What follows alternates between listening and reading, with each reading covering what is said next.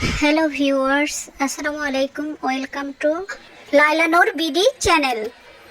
আজকে আপনাদের মাঝে শেয়ার করব বরিশালের ঐতিহ্যবাহী একটি মজাদার খাবার রেসিপিটি হলো বিস্কি সিদ্ধ রেসিপি। এর জন্য আমি ভেনা নিয়েছি।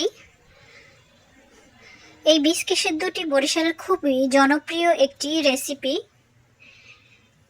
ভিডিওটি না টেনে পুরো রেসিপিটি দেখার অনুরোধ রইল। নিশ্চয়ই ভিডিওটি আপনাদের ভালো লাগবে। আর যদি ভিডিওটি ভালো লেগে থাকে তাহলে অবশ্যই লাইক, কমেন্ট, শেয়ার করতে ভুলবেন না। চলুন যাওয়া যাক মূল রেসিপিতে।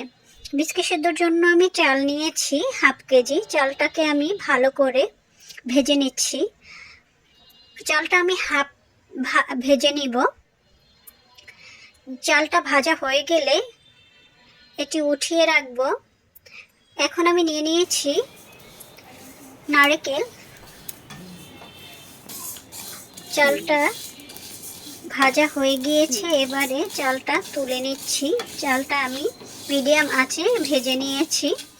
এখন চালটাকে খুব ভালো করে ধুয়ে ভিজিয়ে রাখবো।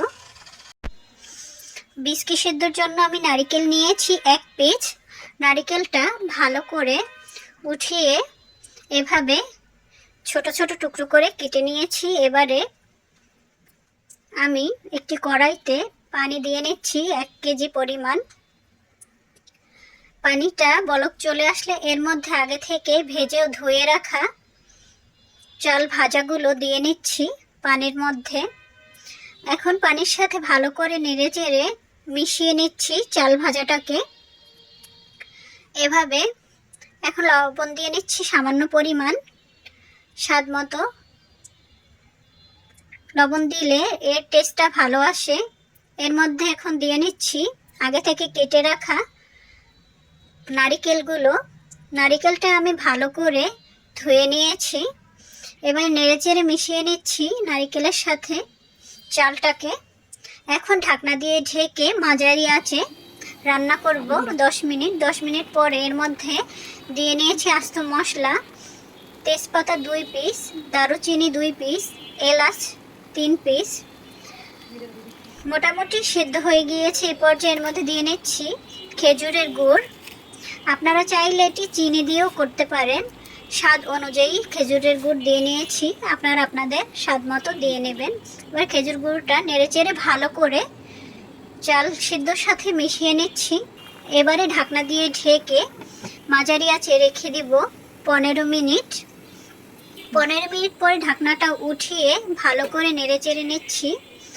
চাল ভাজাটা প্রায় সেদ্ধ হয়ে গিয়েছে। এটা একদম আপনারা বিরিয়ানি খিচুড়ির মতো করে রান্না করতে পারবেন পরিমাণ মতো পানি দিয়ে। এবারে দমে রেখে দিব আরও 5 মিনিট। 5 মিনিট পরে ঢাকনাটা উঠিয়ে নেড়েচেড়ে নিচ্ছি। একদম ঝরঝরে তৈরি হয়ে গিয়েছে আমার বিস্কি সিদ্ধ। আপনারা চাইলে খুব সহজেই এই রেসিপিটি বাসায় বসে তৈরি করে নিতে পারবেন, কোনো ঝামেলা ছাড়াই। এটা খেতে অনেক টেস্ট হয়। এবার গরম গরম পরিবেশনের পালা। আমার তো বিস্কি সিদ্ধ অনেক পছন্দ। আপনাদের কার কার পছন্দ আর কে কে এই রেসিপিটি খেয়েছেন? বিস্কি সিদ্ধটি অনেক জায়গায় এটিকে মধু ভাতও বলে, অনেকে মিষ্টি ভাত বলে। আমাদের বরিশালে এটিকে বিস্কি সিদ্ধ বলে। আর এই বিস্কি সিদ্ধটি খেতে অনেক টেস্ট হয়। এখন বিস্কি সিদ্ধর মধ্যে দিয়ে দিচ্ছি ভেনার গুঁড়ো। এটি টেলে নিয়েছি।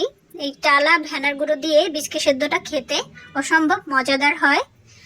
আর এটি আমাদের বরিশালের অত্যন্ত জনপ্রিয় এবং ঐতিহ্যবাহী একটি খাবার।